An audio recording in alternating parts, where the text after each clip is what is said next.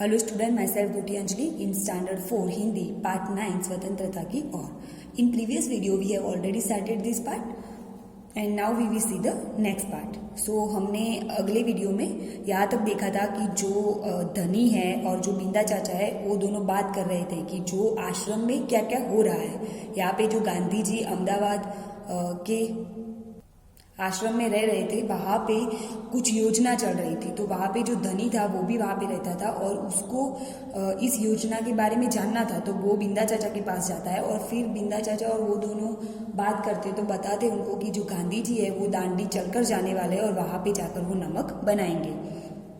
तो जो धनी है वो बिंदा चाचा से कहता है कि गांधी जी दांडी तक ट्रेन हो या बस से भी जा सकते हैं, वो चलकर क्यों जा रहे हैं। तो बिंदा चाचा उसके बारे में क्या बताते हैं हम वो अभी देखेंगे। 1 महीने तक पैदल चलेंगे। धनी सोचकर परेशान हो रहा था, गांधी जी तो थक जाएंगे, वे दांडी बस या ट्रेन से क्यों नहीं जा सकते। तो अभी वो वही सोच रहा था कि अगर 1 महीने तक पैदल चलेंगे तो वो परेशान हो जाएंगे, गांधी जी थक जाएंगे, तो वो बस या ट्रेन से क्यों नहीं जा सकते। तो अभी बिंदा चाचा कहते हैं क्योंकि यदि वे इस लंबी यात्रा पर दांडी तक पैदल जाएंगे तो यह खबर फैलेगी, अखबारों में फोटो छपेगी, रेडियो पर रिपोर्ट जाएगी और पूरी दुनिया के लोग यह जान जाएंगे कि हम अपनी स्वतंत्रता के लिए लड़ रहे हैं और ब्रिटिश सरकार के लिए यह बड़ी शर्म की बात होगी। तो फिर क्या होगा, अगर गांधी जी 1 महीने तक पैदल चलकर जाएंगे तो उससे क्या होगा, जो न्यूज़ में आएगा, रेडियो पर रिपोर्ट जाएगी, तो उससे क्या होगा, जो आजू बाजू के लोग हैं, पूरी दुनिया है, उन सबको पता चलेगा कि अपनी भारत की स्वतंत्रता के लिए जो लोग हैं वो लड़ रहे हैं। और ब्रिटिश सरकार से उससे क्या होगी, शर्म की बात होगी ना कि वो यहाँ पे राज कर रहे हैं लेकिन उनके जो लोग हैं वो नहीं चाहते और उनके सामने लड़ रहे हैं। गांधी जी बड़े ही अक्लमंद है ना। धनी की आंखें चमकी। तो फिर धनी क्या कहता है कि गांधी जी तो बड़े ही अक्लमंद है। बिंदा ने हंसकर कहा, हाँ वह तो है ही। दोपहर को जब आश्रम में थोड़ी शांति छाई, धनी अपने पिता को ढूंढने निकला। वह एक पेड़ के नीचे बैठकर चरखा काट रहे थे। तो बिंदा ने हंसकर कहा, हाँ वह तो है ही। दोपहर को जब आश्रम में थोड़ी शांति छाई, दोपहर में जब शांति थी आश्रम में, तो धनी अपने पिता को ढूंढने निकल पड़ा। वो क्या कर रहे थे, उसके पिता एक पेड़ के नीचे बैठकर चरखा काट रहे थे। पिताजी ने, क्या आप और अम्मा दांडी यात्रा पर जा रहे हैं। धनी ने सीधे काम की बात पूछी। तो फिर वो अपने पिताजी को ढूंढते हुए उनके पास गया और फिर उनको पिताजी के जाकर उन्होंने क्या कहा कि क्या पापा, मतलब आप और अम्मा जो है वो दांडी यात्रा पर जा रहे हैं। मैं जा रहा हूँ, तुम और अम्मा यही रहोगे। तो जो उसके पिताजी है वो क्या जवाब देते हैं कि मैं जा रहा हूँ, जो ये दांडी पे जा रहे हैं यात्रा पर, वो मैं जा रहा हूँ, लेकिन तुम और तुम्हारी अम्मा यहीं पे रहोगे। मैं भी आपके साथ चल रहा हूँ। धनी ने क्या कहा कि मैं भी आपके साथ चल रहा हूँ। बेकार की बात मत करो धनी, तुम इतना लंबा नहीं चल पाओगे, आश्रम के नौजवान ही जा रहे हैं। तो फिर धनी के पिताजी उसको क्या कहते हैं कि बेकार की बातें मत किया करो, ये जो दांडी तक 1 महीने तक चलेंगे वो बहुत बड़ी लंबी यात्रा है, इतने लंबा तुम नहीं चल पाओगे। आश्रम के नौजवान ही सिर्फ जा रहे हैं, जो आश्रम के नौजवान है वो सब वहाँ पे सिर्फ जा रहे हैं। धनी ने हट पकड़ ली। मैंने 9 साल का हूँ, मैं और आपसे तेज दौड़ सकता हूँ। तो धनी ने क्या किया, हट पकड़ ली कि मैं 9 साल का हूँ, आपसे भी तेज दौड़ सकता हूँ, मैं तो आपके साथ ही चलूंगा।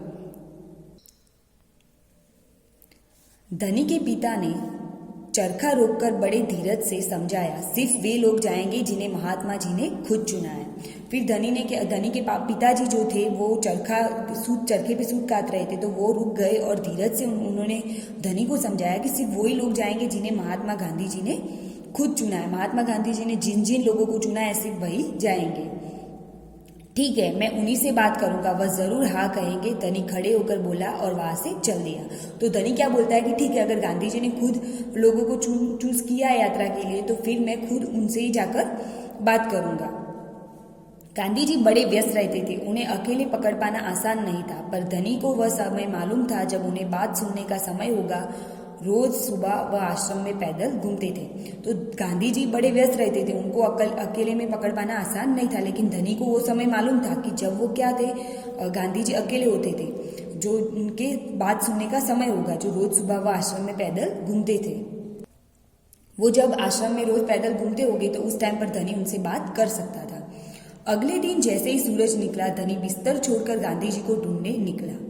वे गौशाला में गायों को देख रहे थे। फिर वह सब्जी के बगीचे में मटर और बंद गोभी देखते हुए बिंदा से बात करने लगे। धनी और बिन्नी लगातार उनके पीछे पीछे चल रहे थे।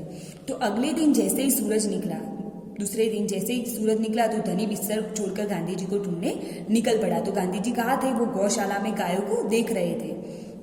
और फिर वह सब्जी के बगीचे में मटर और बंद गोभी देखते हुए बिंदा से बात करने लगे। धनी और बिन्नी लगातार उनके पीछे पीछे चल रहे थे। धनी और उसकी जो बकरी का नाम बिन्नी था, वो दोनों क्या कर रहे थे? गांधी जी के पीछे पीछे चल रहे थे। अंत में गांधी जी अपनी झोपड़ी की ओर चले। बरामदे में चरखे के पास बैठकर उन्होंने धनी को पुकारा, यहाँ आओ बेटा। तो फिर जब वो अंत में गांधी जी अपनी झोपड़ी की तरफ चल रहे थे तो बरामदे के चरखे के पास बैठकर उन्होंने धनी को पुकारा कि यहाँ आओ बेटा। धनी दौड़कर उनके पास पहुंचा। बिन्नी भी साथ में कूदती हुई आई। तो धनी दौड़ता हुआ उनके पास गया और जो बिन्नी थी वो भी उनके पास गई। तुम्हारा क्या नाम है बेटा? तो धनी ने बताया, धनी बापू। और यह तुम्हारी बकरी है? और फिर गांधी जी उससे पूछते हैं कि जो ये बकरी है वो तुम्हारी है? जी हाँ, यह मेरी दोस्त बिन्नी है जिसका दूध आप रोज सुबह पीते हैं। धनी गर्व से मुस्कुराया, मैं इसकी देखभाल करता हूँ। तो धनी ने फिर कहा, हाँ ये मेरी दोस्त है बिन्नी जिसका दूध आप रोज सुबह पीते हो। और धनी गर्व से मुस्कुराया कि मैं उसकी देखभाल करता हूँ, जो ये बिन्नी है उसकी पूरी देखभाल मैं करता हूँ। बहुत अच्छा, गांधी जी ने हाथ मिलाकर कहा। अब यह बताओ धनी कि तुम और बिन्नी सुबह से मेरे पीछे क्यों घूम रहे हो? फिर गांधी जी ने हाथ हिलाकर उससे कहा कि ये तो ठीक है, लेकिन तुम और बिन्नी सुबह से मेरे पीछे क्यों घूम रहे हो? मैं आपसे कुछ पूछना चाहता था। धनी थोड़ा घबराया। क्या मैं आपसे साथ दांडी चल सकता हूँ? हिम्मत करके उसने कर डाला। पहले तो वो पूछने में थोड़ा घबराया, लेकिन उसके बाद उसने हिम्मत करके पूछ लिया गांधी जी से कि क्या मैं आपके साथ दांडी चल सकता हूँ? गांधी जी मुस्कुराए। तुम अभी छोटे हो बेटा, दांडी तो बहुत दूर है। सिर्फ तुम्हारे पिता जैसे नौजवान ही मेरे साथ चल पाएंगे। तो फिर गांधी जी ने क्या कहा कि अभी तुम बहुत छोटे हो और जो दांडी की यात्रा है वो बहुत दूर की है, तो सिर्फ तुम्हारे जैसे पिता जो नौजवान है वो ही मेरे साथ चल पाएंगे। पर आप तो नौजवान नहीं है, धनी बोला। आप थक नहीं जाएंगे? तो फिर धनी ने ये कहा, गांधी जी जो थे वो उम्र वाले थे, तो उन्होंने क्या कि आप तो नौजवान नहीं है, तो क्या फिर आप नहीं थक जाएंगे? मैं बहुत अच्छे से चलता हूँ, गांधी जी ने कहा। मैं भी बहुत अच्छे से चलता हूँ। धनी भी अड़ गया। गांधी जी ने कहा, मैं तो बहुत अच्छे से चल सकता हूँ। तो फिर धनी भी बोलता है, तो मैं भी बहुत अच्छे से चल सकता हूँ।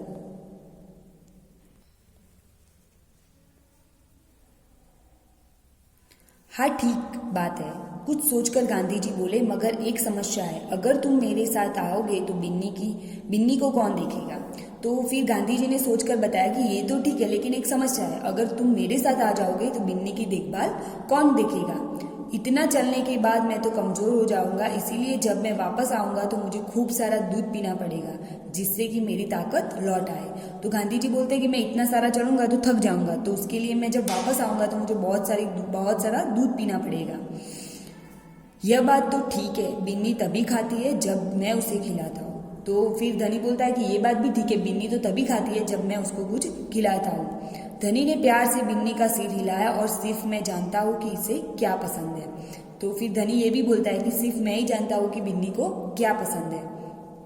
बिल्कुल सही, तो क्या तुम आश्रम में रहकर मेरे लिए बिन्नी की देखभाल करोगे? गांधी जी प्यार से बोले। तो फिर गांधी जी क्या बोले कि तुम मेरे लिए आश्रम में रहकर बिन्नी की देखभाल करोगे, ताकि जब मैं वापस आऊँ तो बिन्नी का बहुत सारा दूध पी सकूं। जी हाँ करूँगा, धनी बोला। बिन्नी और मैं आपका इंतजार करेंगे। तो फिर धनी बोला कि हाँ ठीक है, मैं करूँगा और बिन्नी और मैं आपका इंतज़ार करेंगे। तो यहाँ पे जो हमारा पार्ट है वो पूरा होता है। तो इस पार्ट में गांधी जी जो है वो दांडी यात्रा पर जाते हैं। तो वो क्यों जाते हैं? क्योंकि जो अंग्रेज़ों है वो उन्होंने नमक पर भी कर लगाया हुआ था। तो जो नमक है वो क्या था, सबकी ज़रूरत थी, वो अमीर गरीब सबकी ज़रूरत पड़ती है उसकी। तो वो उसका कर हटाने के लिए उन्होंने खुद दांडी यात्रा कर कर वहाँ पे जाकर वो उन्होंने नमक बनाया, जिससे क्या हो सके, इसका कर हट सके। क्योंकि अंग्रेजों ने तो क्या किया था कि जो भारतवासी है वो लोग नमक नहीं बना सकते। तो यहाँ पे उसके बारे में हमें एक संवाद दिया हुआ था। ये जो है वो सुभद्रा सेन गुप्ता और अनुवाद मनीषा चौधरी, ये जो संवाद है उन्होंने लिखा है। तो यहाँ पे जो है हमारा पाठ पूरा होता है। अब हम इसके शब्दार्थ देखेंगे। स्वतंत्रता की ओर। तो पहले आपको अपनी नोटबुक में ये शब्दार्थ लिख देना है, उसके बाद हम ये उसकी एक्सरसाइज देखेंगे। शब्दार्थ, तो पहला वर्ड है बुद्धू। बुद्धू तो मूर्ख। जो धनी है वो कहता नहीं है फर्स्ट पैराग्राफ में कि मैं 9 साल का हूँ तो बहुत बुद्धू हूँ, इसीलिए कोई मुझे कुछ नहीं बताता। तो बुद्धू का मतलब क्या होता है? मूर्ख। उतावला होना, उतावला होना मतलब कि धीरज खो बैठना। जो वो जो धनी है वो नहीं उतावले होकर अपनी माँ से बिंदा चाचा से पूछता है ना कि कौन जा रहा है, कहाँ कहाँ जा रहा है, तो मतलब कि धीरज खो बैठना। वो धीरज से नहीं लेकिन बहुत उतावला होकर पूछ रहा था। खिलाफ, खिलाफ मतलब कि विरोध। जो अंग्रेजों है वो हमारे गांधी जी जो है वो अंग्रेजों के खिलाफ ये यात्रा कर रहे थे, तो खिलाफ मतलब कि विरोध। मनाही मतलब रोक, जैसे कि गांधी जी ने अंग्रेजों ने कहा था कि कोई भारतीय नमक नहीं बना सकता, तो वो क्या थी? एक मनाही थी। मनाही मतलब कि रोक, हम जो वो काम नहीं कर सकते। ठुकरा देना मतलब मानने से इनकार कर देना। कोई भी बात मानने से इनकार कर देना का मतलब क्या होता है? ठुकरा देना। हिम्मत मतलब साहस। ताकत मतलब शक्ति। तो जो ये शब्दार्थ है, न्यू वर्ड्स जो है वो आपको अपनी नोटबुक में लिख देने, और exercise of this chapter we will see in the next video.